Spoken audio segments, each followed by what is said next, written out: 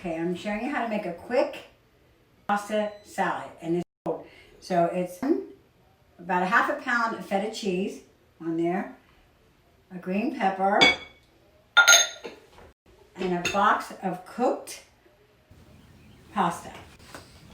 Anything that you love. And I take good old receiver room Greek dressing. I shake it like that to get all that stuff off the bottom. You put on as much of this as you want. I'll put it on about that much of the jar.